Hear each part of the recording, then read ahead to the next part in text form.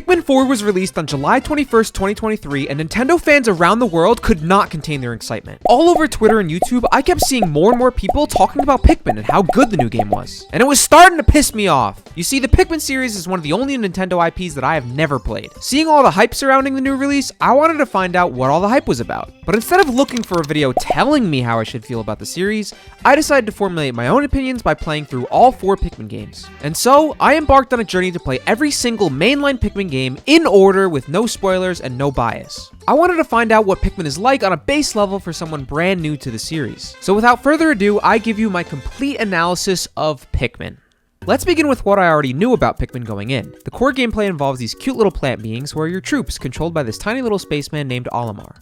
And honestly, that's about all I remember. You see, I always thought Pikmin was Nintendo's attempt at an RTS game. With games like Civilization and StarCraft having great popularity in the late 90s, it made sense that Nintendo try and take the core gameplay from the genre of managing troops and gathering resources and try to apply it to a wider, more kid-friendly audience. So it also made sense that me, not being a fan of the RTS genre, would be a bit standoffish when it came to playing this series as a kid. Funnily enough, I actually owned an original copy of Pikmin 1 that my childhood neighbor gave us when he sold my brother his GameCube. So I had a brief nostalgia of the game because I used to watch my older brother play it. But other than the basic mechanics and some nightmares about what lurks in the darkness of the forest navel, the 24-year-old man that I am now was for the most part going in blind. And as for the other installments in the series, I knew absolutely nothing.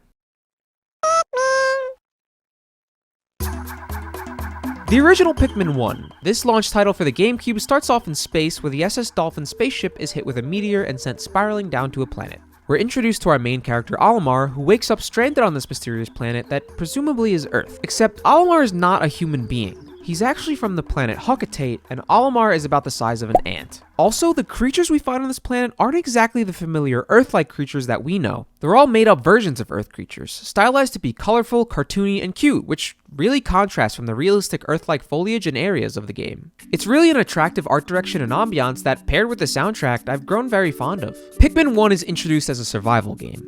The main plot tells us that Olimar only has 30 in-game days of oxygen left before he brutally dies of asphyxiation. You can see where my imagination took me to produce the nightmares as a kid. Along with our 30-day time limit, our ship, the Dolphin, seems to be missing 30 parts. So in my head, all I'm thinking is if I keep the pace of getting at least 1 part a day, I'll be completely fine. We're introduced to the Pikmin, who just like in an RTS game, are basically our troops to get things done. They attack for us, carry things for us, clear the path for us, and well, that's basically it. They're tiny little plant AIs that are your fodder to fight enemies, break down walls, build bridges, and carry back the spoils, or in this case, carry the ship parts back to base.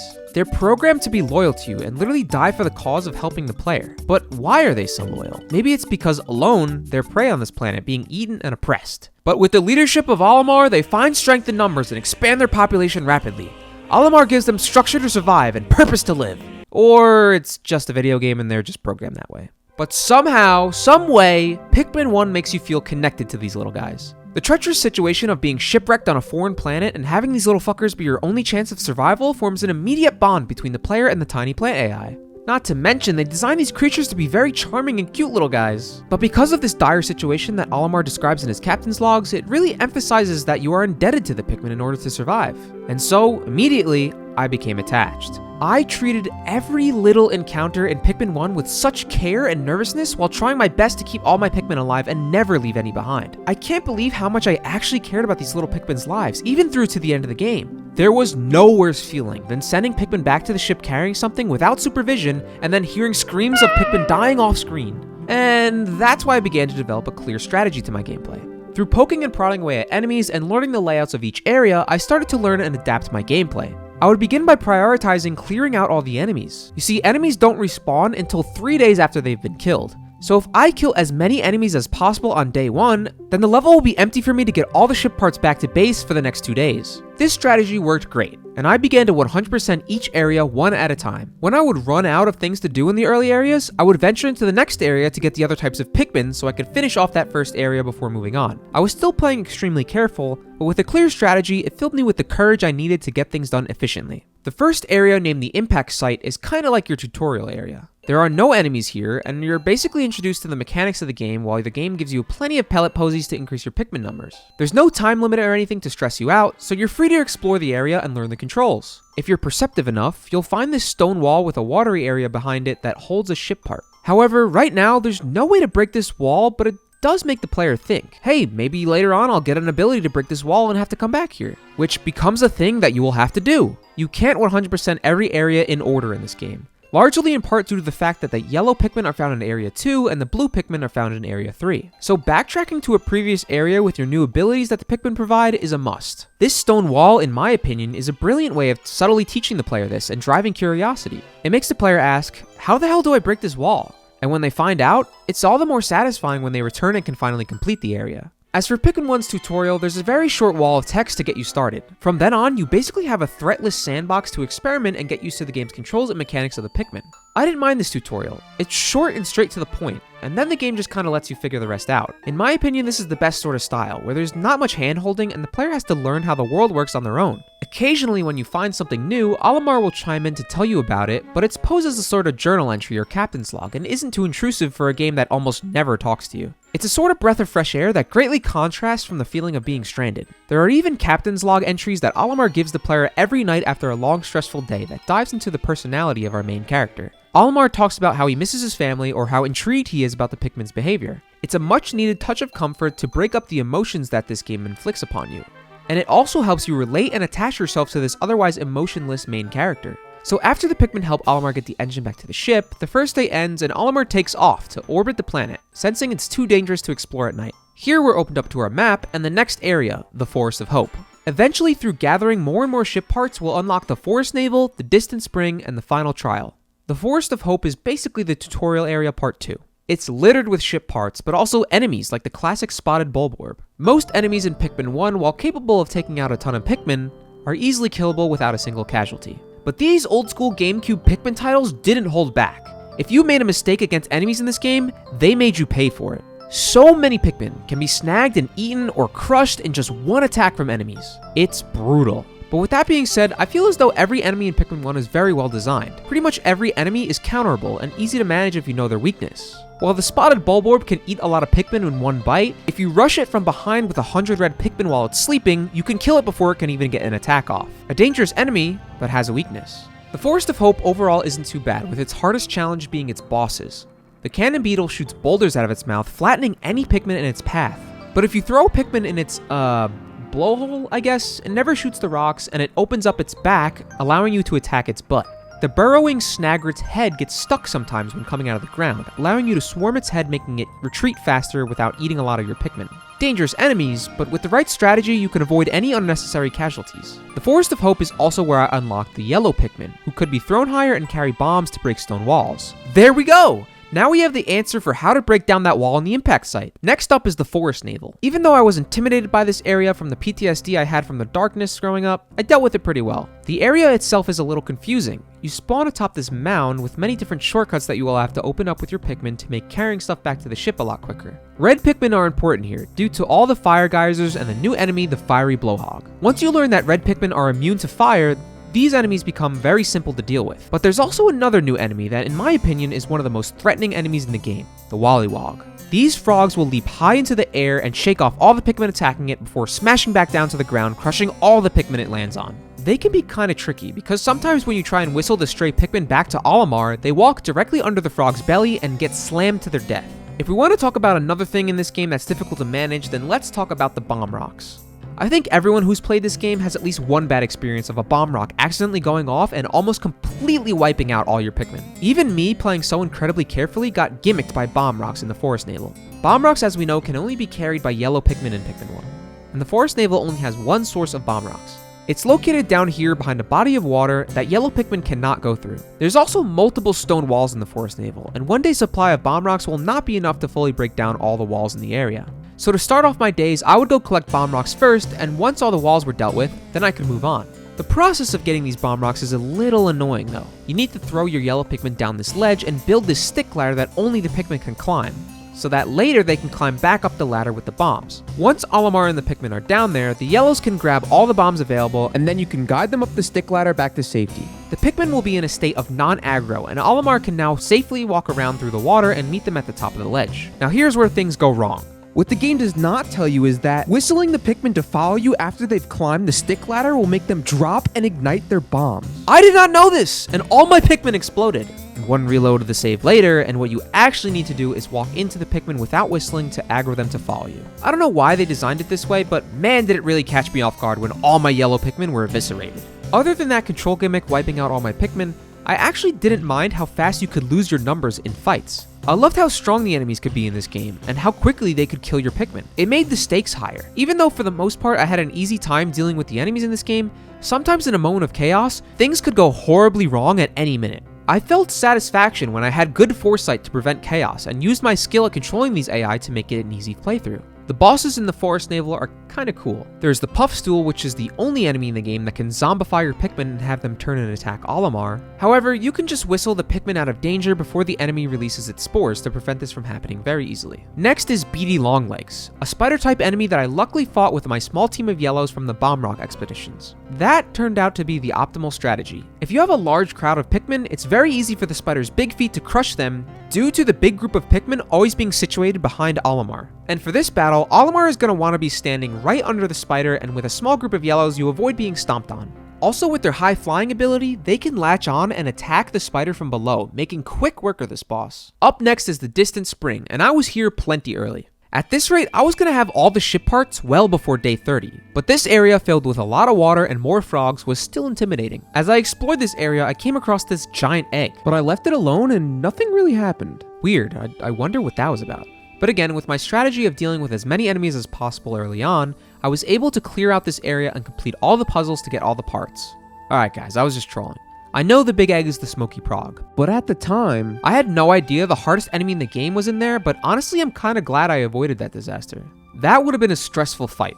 But now that I know about it, I really appreciate Easter egg stuff like this. The Smoky Prog is a secret boss that's only fightable if you get to the Distant Spring before day 15. Like, that's so cool. The only other thing like it in the game is the bosses in the impact site, and I use that term very lightly. There's two bosses that are available to fight in the first area, the Mamuda and the Gulix. Neither are very lethal unless you try fighting this one without blue Pikmin, but it's still cool to see these optional bosses in the game. One of these bosses appears on even days, and one of these bosses appears on odd days, which is kinda cool. The Distant Spring has a couple new enemies like the stronger versions of the Bulborbs and the Frogs, but it also has a new enemy called the Puffy Blowhog, which is simply just a support enemy. It's supposed to blow a big gust of wind, knocking down the Pikmin and Olimar so that frogs can get some easy belly flop kills. But if you just target them first, they die so easily. If they do end up catching some of your Pikmin though, they don't kill them, they just reduce them back to their leaf forms. You see, Pikmin can drink nectar, which turns them into flower Pikmin. This grants them extra movement and attack speed. It's very useful when they're flower Pikmin, so it's kind of annoying when the Puffy Blowhog makes them lose this status. But honestly,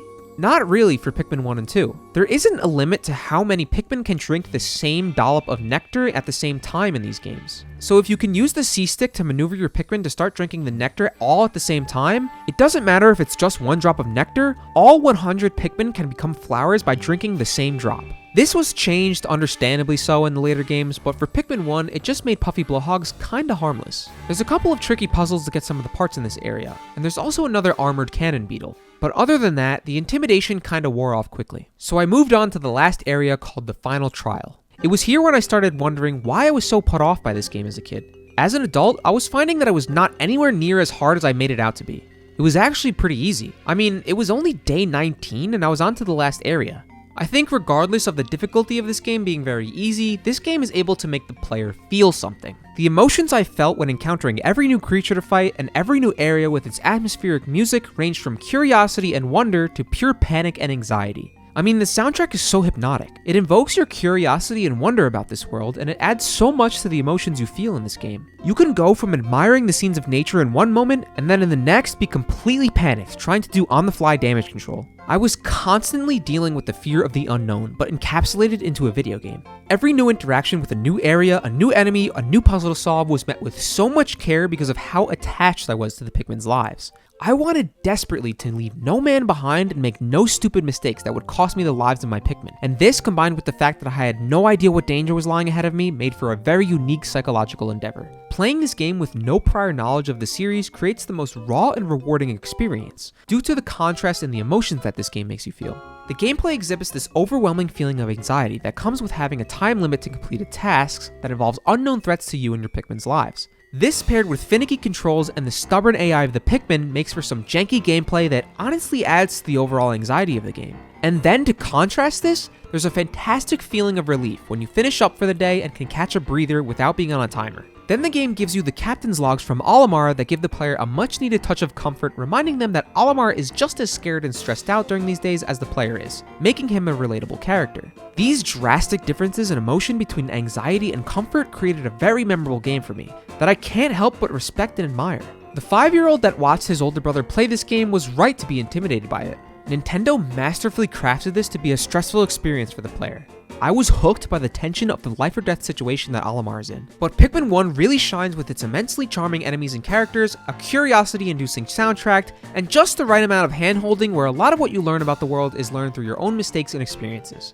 I mean, what other game can perfectly encapsulate the fear of not knowing what you're going to face next other than, I don't know, a horror game? I genuinely got the same anxiety when playing this game that I get from playing a horror game. It could just be from the nightmares I used to have as a kid, but if you watching know of anyone who knows nothing about Pikmin, I urge you to have them play Pikmin 1 and experience this game fully blind because it's so worth it. Well, except for this final boss. Man, fuck this guy. I'm just messing around, but I did have a hard time with him. I lost so many Pikmin to this Bulborb King until the day's time ran out while he was on 1 HP. I was pretty tilted, but I got back up and fought him again and secured the last ship part of the game. I really like this last area as it forces you to use all 3 Pikmin types in tandem to traverse towards the boss arena, which was good design. It makes you feel like everything you've learned is all going to be used in this final area of this crazy adventure. After completing the game on day 20, I felt relieved, like all of my stress had been lifted. I ended up looking up how you're supposed to fight the Bulborb King and realized how stupid I was since he's easily killable with these bombs that I didn't know were here. But again, it really made me appreciate how fairly the enemies and their weaknesses are designed. Pikmin 1 is a very short game, but a very well-rounded and complete game. When I finished it, my playtime was only about 6 or 7 hours, but I wasn't mad at it. Pikmin 1 perfectly encapsulates the fear of the unknown. But now that I know everything the game has to offer, I'm not quite sure the game could ever make me feel the same emotions again. The blind playthrough was extremely important to giving me a pure Pikmin experience filled with curiosity and uncertainty. Overall, the game felt like a wild ride and a complete story made with a lot of love and care. It made me feel something new and exciting that not many games can do these days. All I could think of was if I developed Pikmin 1, I'd be extremely proud of how solid and complete of a game it is. It felt like a masterpiece. And then I loaded up Pikmin 2, which completely fucked up my entire view of the series.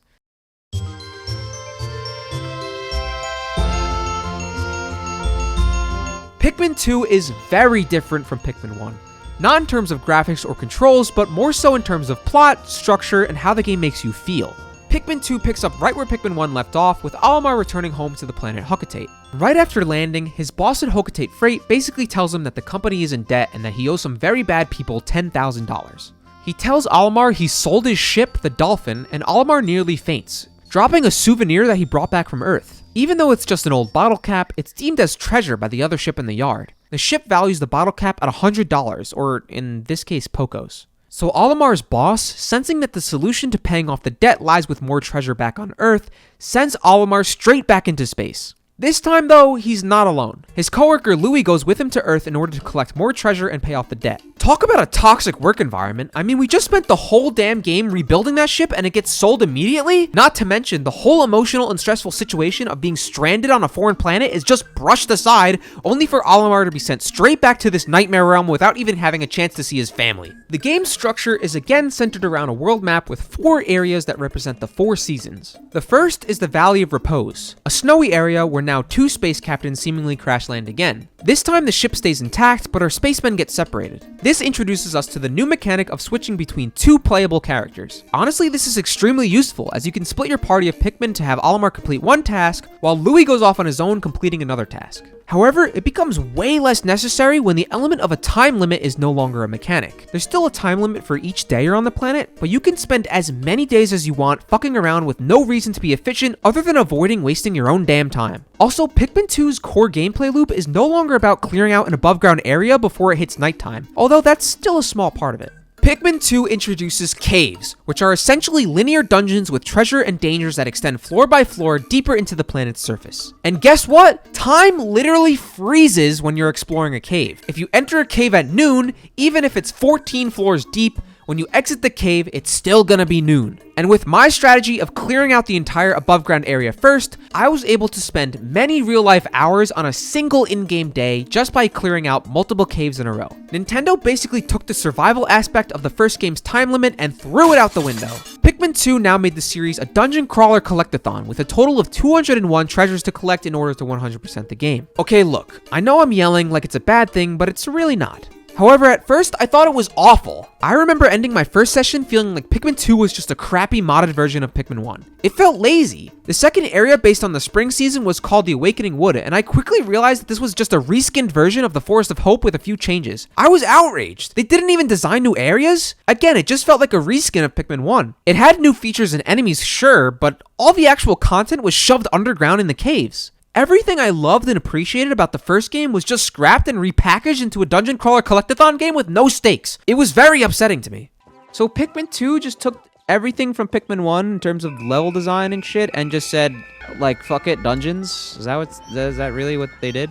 Even though they reused areas, with the summer area the perplexing pool just being a reskin version of the distant spring, and the wistful wild just being the final trial area but in autumn, as I trekked on I was able to accept and appreciate Pikmin 2 for what it really is. You see, at my core, I'm a gameplay guy. I love games that have fun and enjoyable mechanics and controls. I mean, why do you think I like Fodien so much? Pikmin 1 was an emotional experience and a chaotic masterpiece. However, the gameplay never really challenged me. Like I said, most enemies were counterable and I beat the game fairly easily. If I went back and replayed it, knowing what I do now, not a single ounce of stress would come over me, which is why playing it blind made it so special. In Pikmin 1, we see glimpses of amazing design everywhere, but rarely are they used in tandem to really challenge the player through its gameplay. We mentioned the puffy blowhogs being placed near the frogs in the distant spring as a kind of support enemy. When fought alone, not very dangerous, but together, it can be hectic. Then in the final trial, we get to see all three Pikmin types being used together to traverse the area, which I really liked. Having to separate your Pikmin into groups based on their strengths and weaknesses and apply them to different tasks to achieve one common goal was a unique gameplay element that I really liked the design of. Well, Pikmin 2 takes those glimpses of brilliant gameplay and applies it to every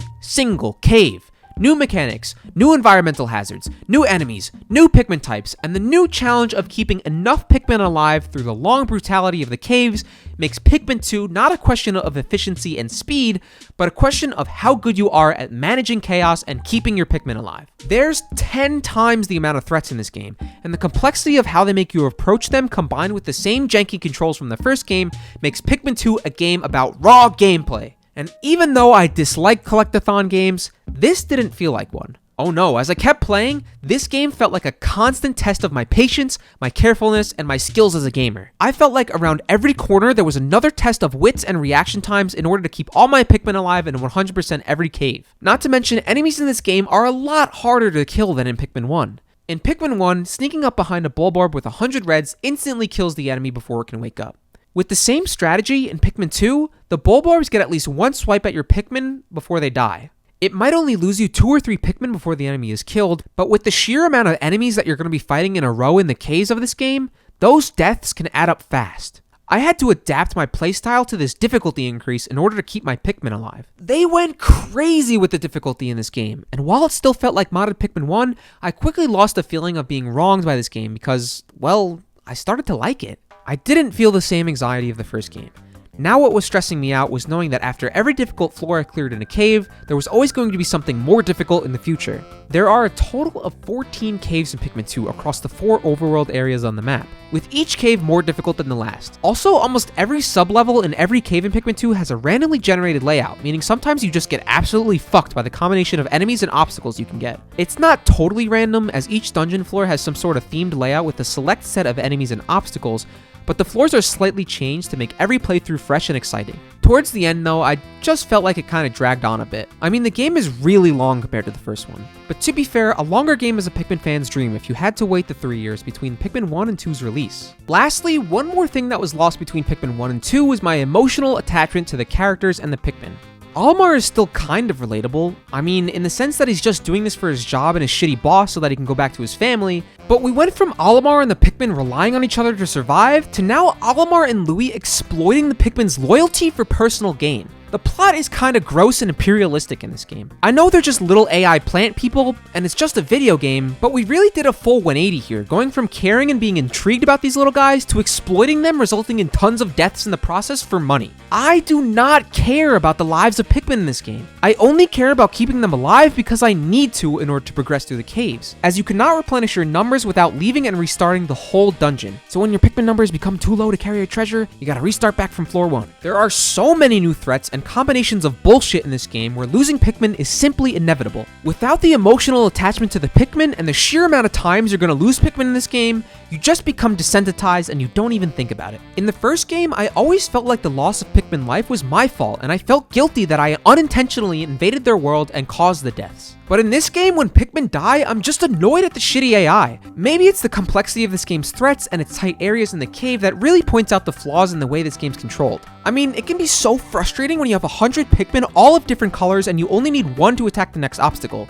But when you're in a tight hallway and you dismiss the Pikmin, having them spread out by color, only for the unaggroed Pikmin to spread out and attract an enemy, trigger a bomb falling from the ceiling, incinerate themselves instantly in electricity, catch on fire, get poisoned, start drowning, the list goes on. In Pikmin 1, you have an entirely open area to dismiss your Pikmin and select what color you want. In Pikmin 2, sometimes you're just confined to a tiny cave hallway with so many threats around you that dismissing them is a horrible way to select what Pikmin you want to use. Alternatively, maybe the lack of a connection to the Pikmin lies in the fact that Olimar almost never talks about the Pikmin in this game. The end of the day captain's logs are now replaced with messages from the president and Olimar's family back home. It's like even Olimar no longer cares about the Pikmin and the loss of their lives. I just feel like the Pikmin are reduced to just the tools that they are in this game, and they're even more expendable. And by the way, fuck Louie. This guy is just silent the whole time and so forgettable. I spent a long time in the beginning without splitting him away from Olimar, 1, because there was no time constraint so I was just playing at my own pace, but 2, because I was so used to not doing that from playing Pikmin 1. And then, when you get enough money back to pay the debt, Olimar literally forgets his ass on the planet, making the president and Olimar have to come back to Earth in order to save his dumbass. Then, this idiot somehow wanders down the longest cave in the game and gets kidnapped by a giant enemy spider. Like, this guy's useless. Not to mention, he becomes such an asshole in the next 2 games. Fuck Louie. Okay, look, it sounds like I'm hating on Pikmin 2 again, but realistically, I don't actually think these differences are a bad thing. They're just, well, different. As a gameplay guy, I actually ended up really liking Pikmin 2 as a challenge, and I even 100%ed it. I love the new purple and white Pikmin and Bulborb Pikmin. Purple's being strong but slow and able to stun enemies was awesome, and white Pikmin with their immunity to poison, fast speeds, and digging ability made them pretty useful. The Bulborb Pikmin only being available as extra expendable Pikmin in the dungeons was extra useful when my numbers were low. Not to mention, a teeny tiny Bulborb Pikmin is very cute. I was playing the GameCube version, so the treasures being real-life objects with the licensed American branding was super fun to see how each and every treasure was experienced by the people in 2004. Potions were amazing, but I never really used them. But once I discovered how good the red potions were at powering up your Pikmin to melt an enemy's health bar down, I never looked back. There were so many cave sublevels that made you use so many different types of Pikmin in tandem in order to knock out obstacles and progress, which was really fun to pick apart every threat. I found myself strategizing about what enemies or obstacles I should take out first in order to be as safe as possible. And sometimes I would just full send an interaction, losing both my patience and a few Pikmin in the process. Or other times, after getting a few upgrades to Olimar's suit, I just started boxing the Bulbors till they were dead, since there was no time limit. There's so many ways to approach the obstacles in this game, and I really appreciate the dangerous sandbox this game gives you, and the freedom the game allows in order to figure out how to traverse each and every cave. The new enemies all fit in really well, and I loved learning about all the new interactions they provided. I mean, just look at this game's unique set of bosses. Empress Bulblax shitting out babies while rolling around crushing Pikmin, the man at legs forcing you into cover firing a gun at your Pikmin, the pileated Snagret mobilizing the dangerous burrowing Snagret, and the Water Wraith being genuinely one of the most unsettling surprises I've ever experienced in a video game. It's all brilliant, not to mention they knocked it out of the park again with the atmospheric soundtrack providing unique music for each cave in the game. While there's way too many enemies to cover one by one, I genuinely think Pikmin 2 has the strongest raw gameplay in the entire series. It has the most complexity across its elements with the hardest challenges in the series, all while keeping that same jankiness and anxiety that the first game's gameplay sought out to give the player. It might not have had the same themes or as relatable and emotional of a plot as the first game gives, but it makes up for it heavily with its captivating gameplay. I have so many memorable experiences due to this game's unpredictability and how I was able to manage the chaos And I want to just talk about a few of my favorites now that you know generally how I feel about the game. The only way I can get across how hectic this game gets is to just show you as much bullshit from this game as I can to truly get across the demon that Pikmin 2 is. My first time fighting the Empress Bulblax. I used all my purples to try and kill her, and without knowing the cues of when to whistle my Pikmin back, I lost every single purple Pikmin I owned in one instance. This was the only time I got a Pikmin extinction during my entire playthrough of the series. I was already having a rough cave, with the flying bomb rock enemies and this one devastating cannon beetle larva shot. Olimar and my Pikmin then got chain reaction by this cannon fish while bomb rocks were being set off and every single Pikmin was wiped out. We need to talk about the underwater cave and the perplexing pool. The cave entrance is fully submerged, meaning that you can only enter with purely blue Pikmin. The music in here is so creepy. It's like a spooky barbershop quartet and some unsettling bell rings. It's perfectly uncomfortable ambiance for the shit that's about to go down. Starting off, there's many fire hazards that you're forced to deal with using only blue Pikmin, so you must be extra careful. And then the worst possible thing happens.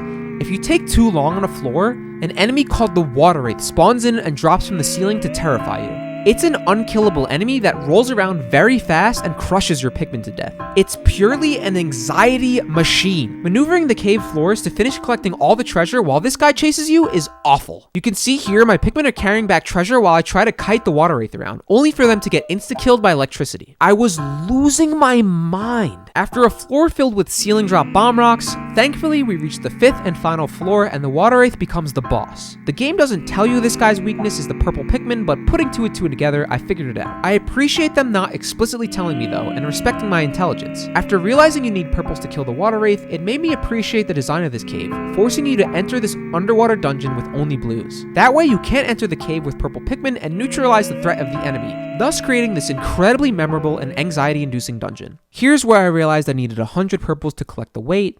1,000! Oh, dude, do I need like hella purples? Obviously, we need to talk about the final boss. This guy is so annoying. This lightning attack vaporizing all my Pikmin was too much for me. I fought this guy so slowly with solely yellow Pikmin for about 30 minutes after resetting twice.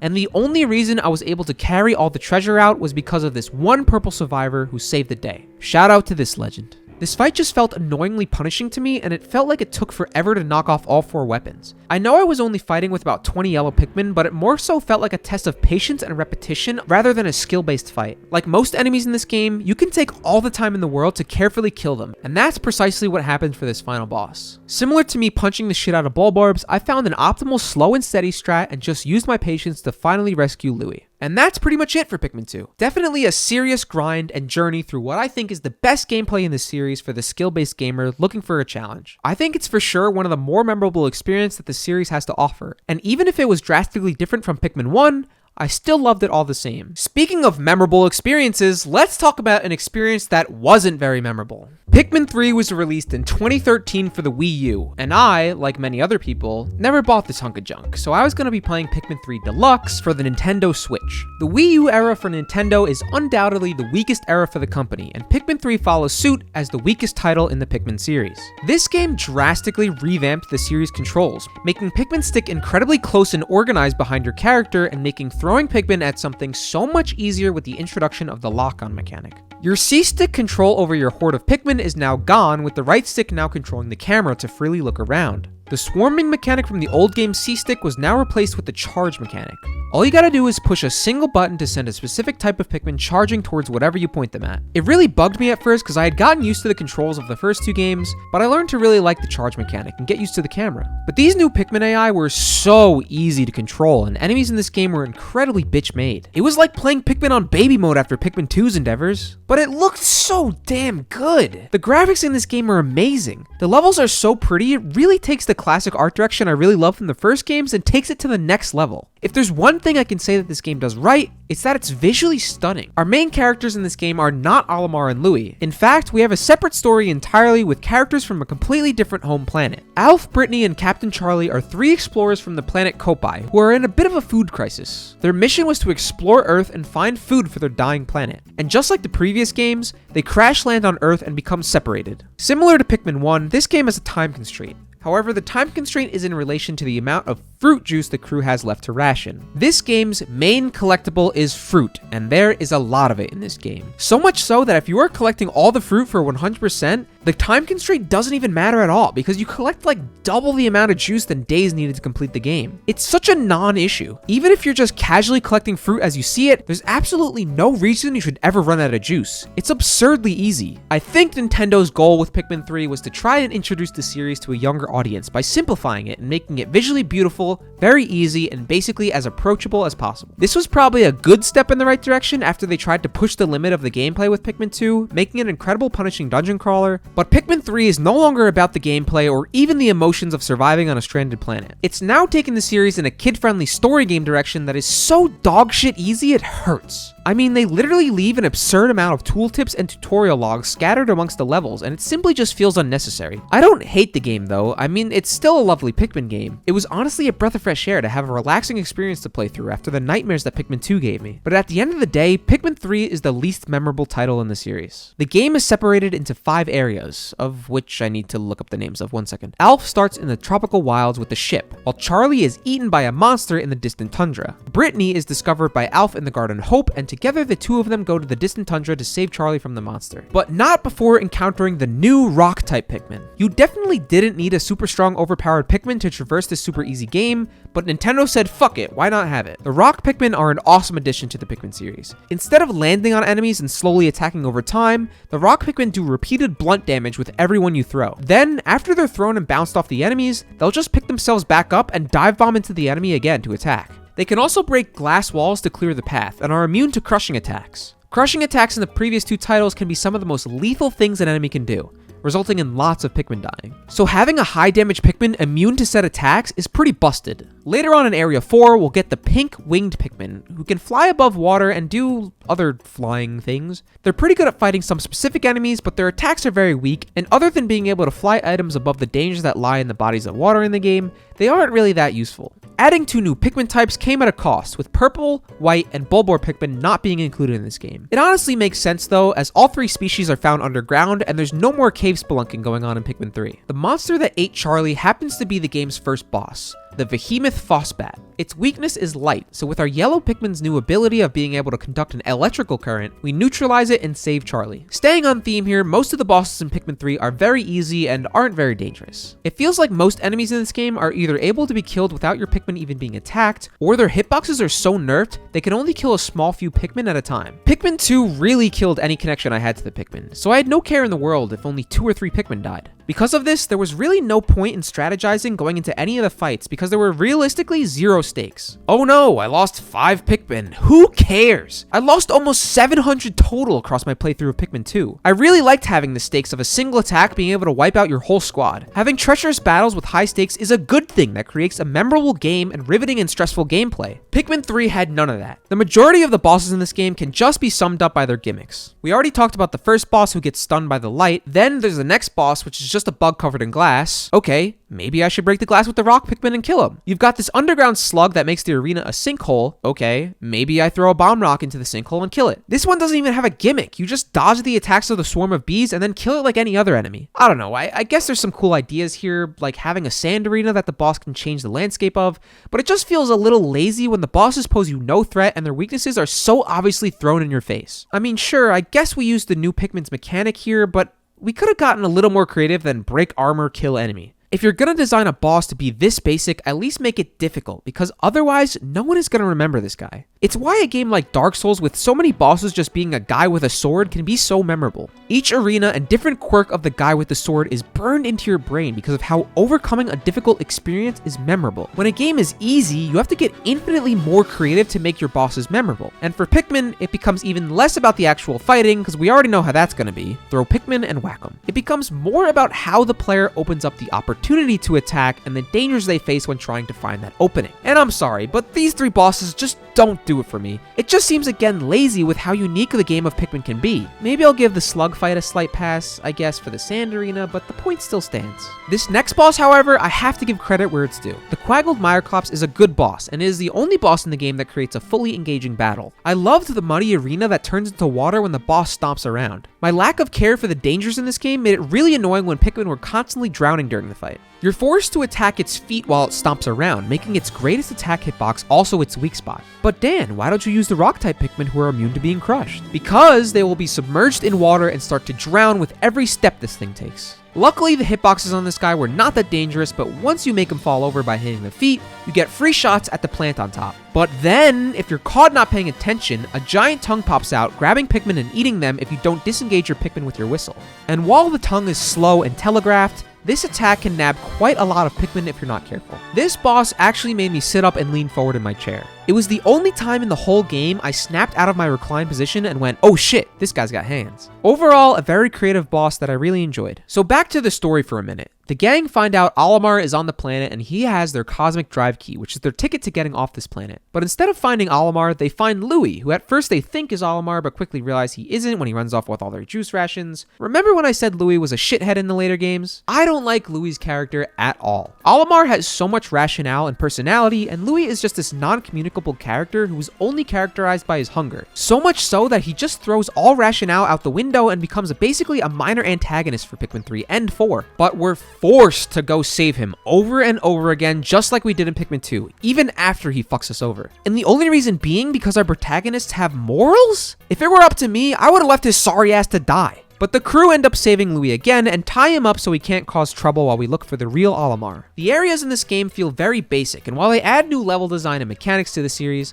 they don't really challenge the player or have any real puzzles to collect the fruit. My favorite area has to be the Twilight River. I really like this area's autumn design, with lily pads being the way you traverse the currents of the river with your Pikmin. It also holds the most obstacles for the pink Pikmin to interact with, so it kind of made me use my brain a little bit figuring out these new guys. While the whole game looks good, this area was easily the most stunning for me personally. But again, it was a relatively simple area with not a great boss at the end. Which brings us to the final area in the game, the Formidable Oak. It's essentially just one big boss arena. I really like the concept of this area. You have this unkillable entity, the Plasm Wraith, who chases after Olimar's unconscious body as you use all your Pikmin's abilities to open up the path out of the oak tree stump cave thing. If Olimar gets caught, you have to fight the enemy to get his body back and continue on forward. It all ends in a boss battle that requires using the right Pikmin to combat the elemental effects that the Plasm Wraith uses against you until you win and can leave with Olimar. But it's so damn unsatisfying. The dungeon crawl is fine, I guess, using multiple Pikmin types in tandem to escape, but this final boss was very lame to me. It's just a golden blob with little to no personality that doesn't really introduce anything different to the player from the final boss of Pikmin 2. Instead of slowly and patiently laming out this boss, I was just throwing all my Pikmin at it as fast as possible trying to brute force it, and it worked. I didn't have any drawbacks. Its motivation for wanting Olimar is never explained or anything, and we don't even get to kill it. We just leave it behind as we fly away to safety.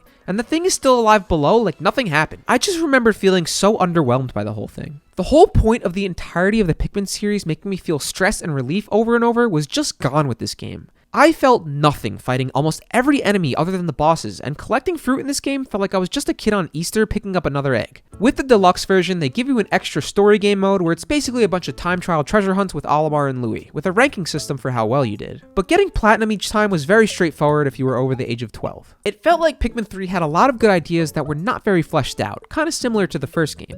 However, even though both Pikmin 3 and Pikmin 1 were posed as a survival game, it felt like Pikmin 1 left me helpless, having to learn and overcome a real struggle, while Pikmin 3 held my hand and guided me through a bedtime story. I get trying to make the series approachable, but they seriously stripped away all the core gameplay that gave Pikmin its identity. A constant stressful battle and the relief when you succeed. I don't feel any of that with Pikmin 3. It feels like if we took Call of Duty and turned it into the Toy Story Mania ride at Disney. What's that, kiddo? You didn't hit a single target? Don't worry, you still win! Please take a look through our gift shop, try our Pikmin-shaped ice cream bars. Look, again, I'm not really one to complain about a video game, I'm mostly just messing around, but you have to admit that Pikmin 3 is the worst main title entry. This shit doesn't count. It just doesn't feel like a complete game, which is probably why they re-released it with more content in the deluxe version. Overall, this playthrough took me roughly 10 hours, but I came out of it feeling like it was a 2-hour game. The 6 hours I spent playing Pikmin 1 felt so much more heavy and left such a larger mark on me.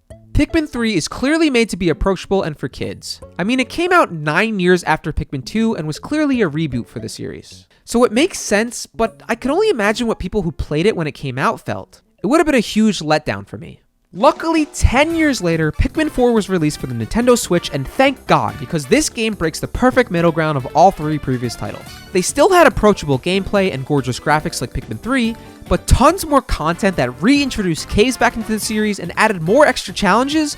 It felt so refreshing. I was just dying to find out what challenges this game had in store. The story takes us back once again to Earth, where Olimar's dumbass crash landed again and sends out a distress signal with his entire captain's logs attached. Apparently, this distress signal must have gone viral across the galaxy because the amount of dumbass NPCs in this game that you need to rescue is absurd. Even the damn rescue rangers crash landed on this planet, requiring a rookie to be sent out to save them. That rookie ends up being the main character. For the first time, we can actually customize a little Pikmin astronaut to play as for the rest of the game.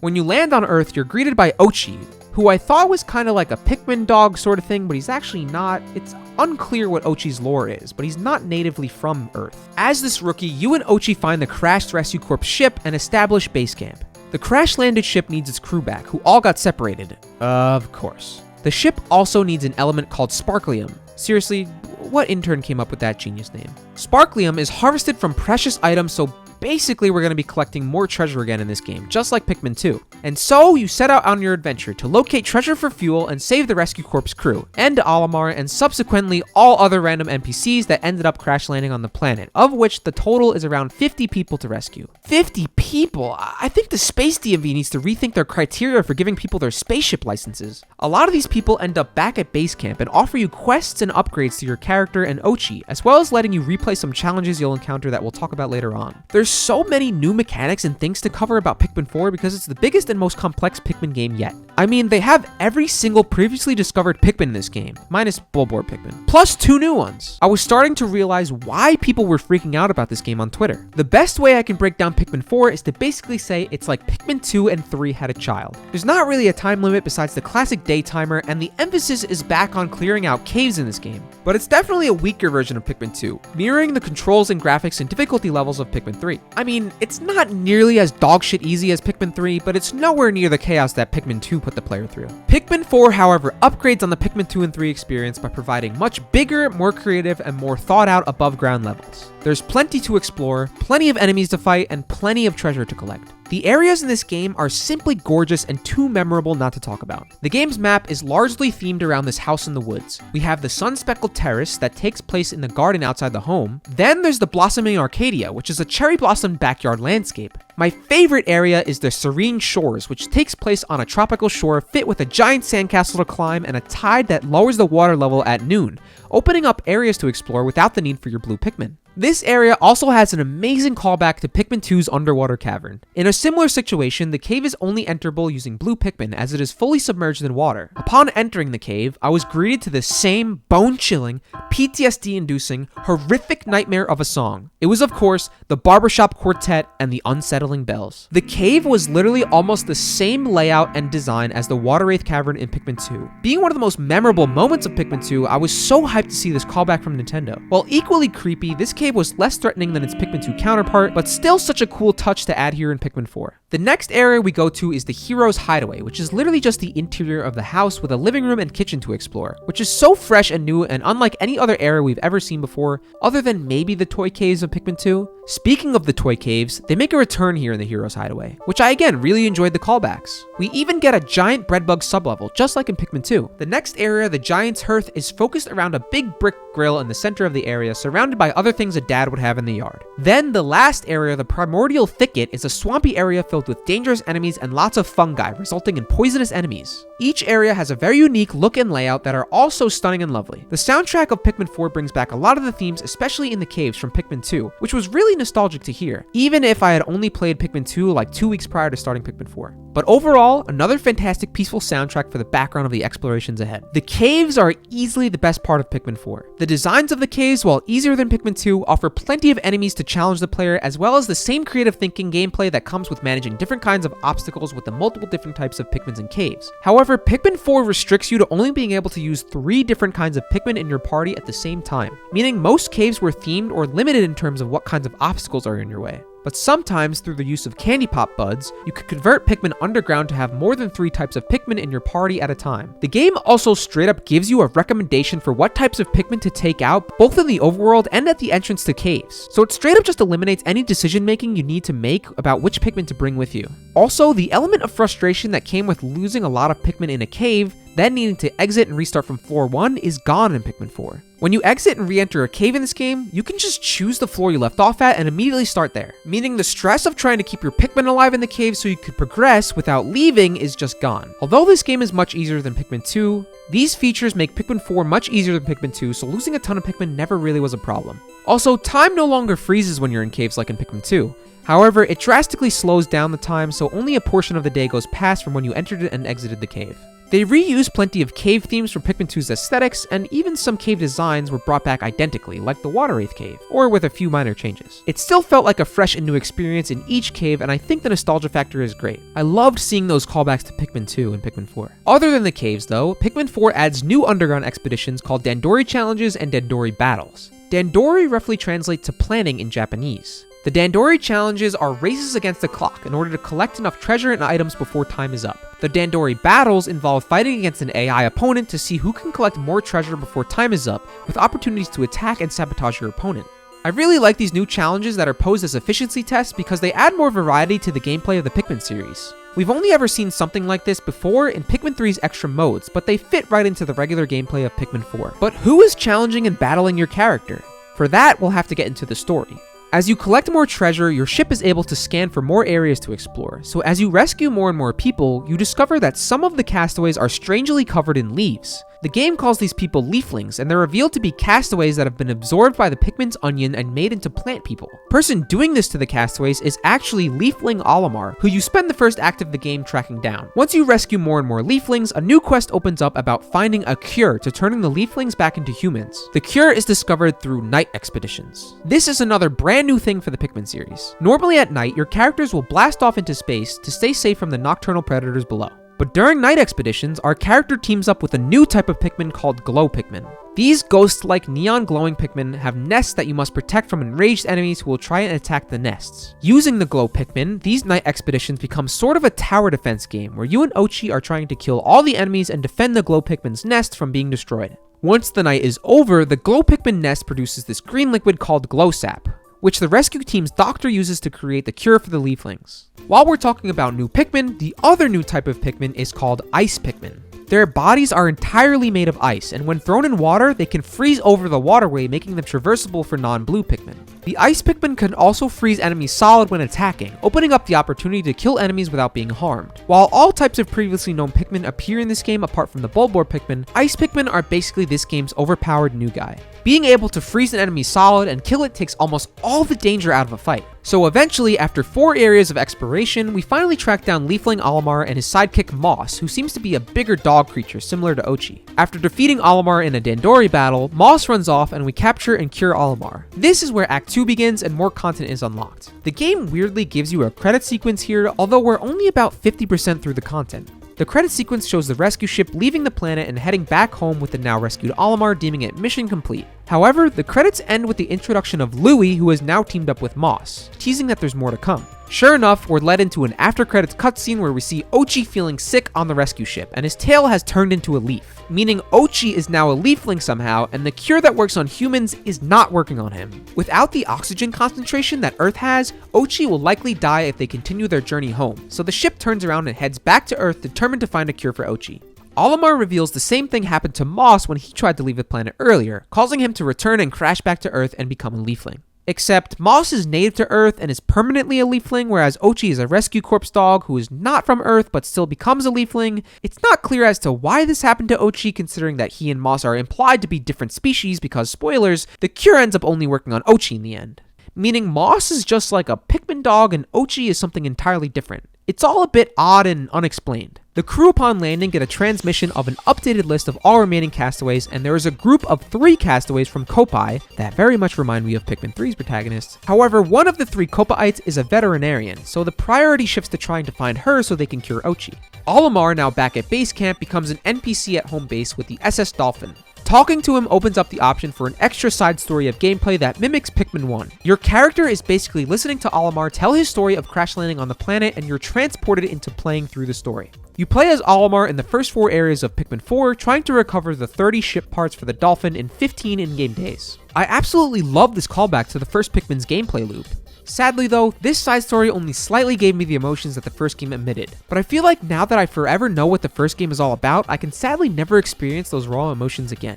Still, I enjoyed this nostalgic callback to Pikmin 1, even though we were in the Pikmin 4 areas. So Act 2 takes place in the Giant's Hearth and the Primordial Thicket, where we discover Louie and Moss have the veterinarian hostage. After beating Louie in a Dandori battle a couple of times, tracking him all the way to the end of the Primordial Thicket, we save the veterinarian and Louie runs off without Moss. Louie, for some reason, was trying to turn her into a leafling, even though Louie isn't a leafling, but it wasn't working because the Kopai team was using glow sap for rations to stay alive on the planet.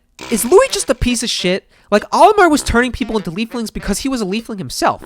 We can pass that off as him being brainwashed or whatever. But human Louie has no motive to turn castaways into leaflings, and every time we beat him in a Dandori battle, he just runs off. Like, what the hell is this guy's deal? His actions are never really explained in this game, and he's actively working against us. We're on the same team, moron! Like, in Pikmin 2, he's a damsel in distress that Olimar left behind on accident, so we go save him. If he's still mad about that, it's honestly understandable, but that isn't communicated to us. In Pikmin 3, Olimar talks about how Louie is acting weird and he runs off with all the juice rations and needs to be tied up. So, has he just gone full-on crazy in Pikmin 4? Was he losing his mind slightly in Pikmin 3 and now he's just batshit insane? Has his job and the constant stress of being on and off stranded in this hellish Earth planet drove him to be completely crazy to the point where he tries to actively work against us and try to kill us? Like, fuck Louie, man, what's his problem, and why does it never get explained? So Louie runs off alone, and we end up taking Moss and the vet back to base camp. Olimar is happy to see Moss, and now Moss becomes a good guy, I guess, who is just following orders of our antagonists all game. Louie, however, retreats into the Cavern of Kings,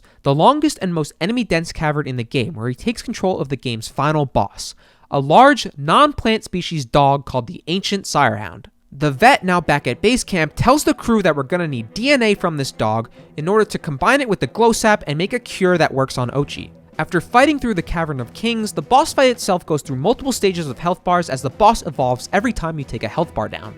The dog starts out normally with charge attacks, then gains ice attacks, then gains electricity attacks, then fire attacks, and lastly the dog just starts flying around, throwing down insta-kill hazards similar to that of the Smoky Prog's Red Mist. To be completely honest, I really liked this boss battle. It felt like the elemental challenging boss battle that Pikmin 2 was really going for. But this time, instead of laming it out with a small group of yellows or brute forcing it like I did in Pikmin 3, I had all the different colors of Pikmin attached to Ochi's back so that I could actively use them all while trying to dodge and find openings to stun the boss and attack. It took all the problems I had with Pikmin 2 and 3's final bosses and fixed them. Unfortunately, I was a little burnt out in the moment, but looking back at the fight, it's everything you could ever ask for from a Pikmin boss with its interesting design and difficulty. I genuinely don't know if a Pikmin boss can get better than this, to be honest. But I don't know, for some reason in the moment I kinda glossed over the boss because of how mad I was at Louie's plot. If you're gonna drag out the game's length and content further and further, at least give me a good reason for it other than the unexplained motive of this dickhead Louie. It just felt so frustrating having to deal with this guy only for him to run away over and over.